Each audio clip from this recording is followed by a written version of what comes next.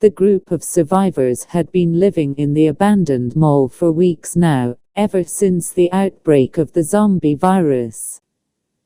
They had managed to fortify the building and create a safe haven for themselves, but their peace was short-lived. A recent storm had caused damage to one of the walls, leaving a large hole that the zombies could easily break through. "We need to fix that wall before the zombies find their way in," said Jack, the leader of the group. He was a tall, muscular man with a stern demeanor, but a heart of gold. "I'll go scavenge for some materials," offered Sarah, a petite but resourceful woman who had become the group's go-to for supplies. "I'll go with you," said Max, a young man with a knack for fixing things. "I'll stay here and keep an eye out for any zombies," said Laura, a brave and agile woman who was the group's best fighter. The group split up, each with their own tasks to complete. Jack and Laura stayed behind at the mall, keeping watch for any incoming zombies. They had a system in place, with lookout spots on the roof and strategically placed barricades to slow down the zombies. Meanwhile, Sarah and Max scoured the nearby shops and buildings for materials. They were always on the lookout for any useful items, but today they were on a mission to find wood, nails, and anything else they could use to fix the wall. As they searched, they came across a group of zombies. The two quickly took cover behind a nearby car and waited for the zombies to pass. They had learned to be stealthy and avoid confrontation whenever possible. Once the zombies had passed, they continued their search. They found some wood in a deserted hardware store, but it wasn't enough to repair the wall.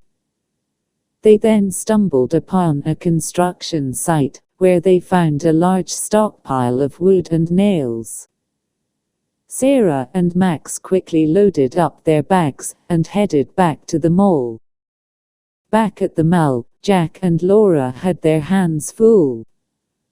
A large group of zombies had gathered at the damaged wall, trying to break through. The two had managed to hold them off so far, but they knew they couldn't keep it up for much longer. Just as the zombies were about to break through, Sarah and Max arrived with the materials. They immediately got to work, hammering nails and securing the wood to the wall. It was a race against time, as the zombies were getting closer and closer. The group worked together, with Jack and Laura fighting off the zombies, while Sarah and Max hurriedly finished the repairs. It was a tense and chaotic scene, but they managed to finish just in time. The wall was once again secure, and the zombies were left scratching and moaning outside. The group let out a collective sigh of relief, but they knew this was only a temporary solution. The wall would need to be reinforced and repaired properly, and they would need more supplies to do so. "We need to come up with a plan," said Jack as they caught their breath. "We could try to find a construction site or hardware store that hasn't been cleared out yet," suggested Sarah. "That's a risk. We could encounter more zombies or other survivors who may not be friendly," said Max. "We can't stay here forever. We need to find a more permanent solution," said Laura. The group discussed their options and came up with a plan. They would send out scouting teams to search for supplies and a suitable location to rebuild their defenses.